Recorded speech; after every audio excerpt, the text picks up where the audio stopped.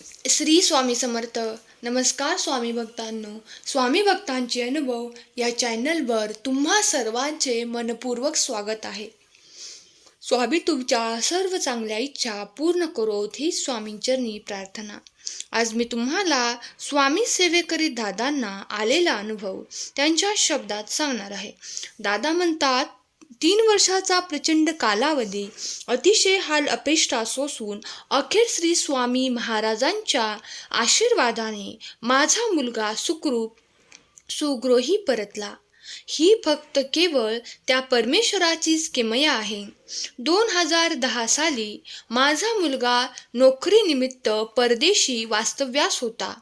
कंपनीच्या खाजगी जहाजाने आफ्रिकेतून एमएन मार्गे दुबईला येत असताना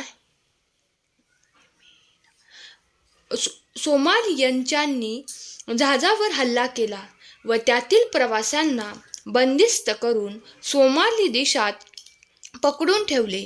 सुमारे 3 वर्षे हे सर्व प्रवासी बंदिस्त होते. या दरम्यान कधी जेवायला तर कधी पिण्याला पाणी देत नसत. वेळप्रसंगी प्रवाशांना मारहाणही करत असत. अतिशय भयावह परिस्थितीला हे सर्वजण धैर्याने तोंड देत होते. आम्हाला कधीकधी म्हणजे 6 ते 7 महिन्याच्या कालावधीत मुलाचा फोन येत होता. त्यामुळे त्याची तत्कालीन परिस्थिती कळत होती. दुर्दैव असे की कंपनीचे ते जहाज सोडविण्यासाठी ती कंपनी देखील असह्य ठरत होती. आम्ही कुटुंबीय तर फारच निराश होतो. दुःखी व चिंतातूर आयुष्य जगत होतो. प्रत्येक दिवस फक्त या आशेवर श्वास घेत होतो की एक ना एक दिवस आमचा मुलगा आमच्याकडे परत येईलच. या कठीण प्रसंगी मी केंद्रात जातच होतो. महाराजांची सेवा मनोभावे करीत होतो. पदोपदी आर्ततेने विनवणी करीत होतो. केंद्रातील सेवेकरी मित्राने मला सांगितले, मुलाचा फोन आला की त्याला स्वामी महाराजांच्या शक्य होईल तितका जप करायला सांगा. यावर मी खिन्न स्वरात त्यास म्हटले की त्याचा 6 महिने फोनच येत नाही. त्यास मी हा निरोप कसा काय सांगू. कदाचित स्वामींनी माझे हे आर्तस्वर ऐकले. तेथून पुढे 2-3 दिवसातच माझ्या मुलाचा मला फोन आला. मी अधीरतेने त्याला जप करण्याविषयी सांगितले. इकडे मी त्याच्या सुखरूप सुटकेसाठी प्रयत्न करीतच होतो. त्या अनुषंगाने राज्याचे तत्कालीन मुख्यमंत्री, उपमुख्यमंत्री, केंद्रीय संरक्षण मंत्री, पंतप्रधान यांसह राष्ट्रपतींकडे सुद्धा ही सर्व परिस्थिती पत्राद्वारे कळवली होती. तसेच परमपूज्य गुरुमाऊलींच्या चरणी आता साकडे घालावे या उद्देशाने मी दिंडोरी येथे गेलो. परमपूज्य गुरुमाऊलींच्या चरणी नतमस्तक होऊन प्रार्थना केली. सर्व वृत्त कथन केले.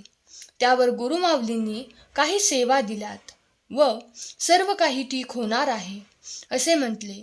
दिंडोरी दरबारातून बाहेर देखील पडलो नव्हतो. तितक्यात मोबाईल खणखणला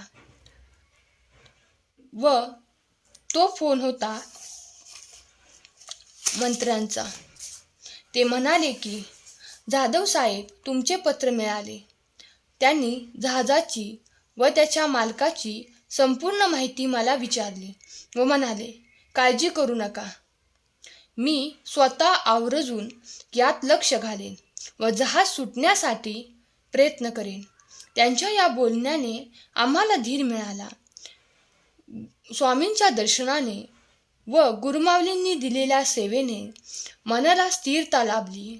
मुलावर आलेल्या संकटाचा सामना करण्याचे मनोधैर्य, हिंमत मिळाली. असेच एक वर्ष संपत होते. जहाज सुटण्याची काही शक्यता दिसत नव्हती. तरी विश्वासाने आमची सेवा मात्र अखंड सुरूच होती. सोमालिया येथे सरकारच स्थापन नव्हते. त्यामुळे जहाजाच्या सुटकेकरिता काहीच प्रयत्न करता येत नव्हते. परंतु श्री स्वामींचीच कृपा म्हणून तशातच तेथे स्थानिक सरकार स्थापन झाले.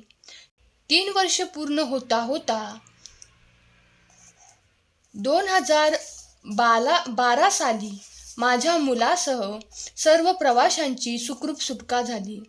इतक्या खडतर प्रसंगी आमच्या पाठीशी केवळ श्री स्वामी समर्थ महाराज यांची अगाध शक्ती होती.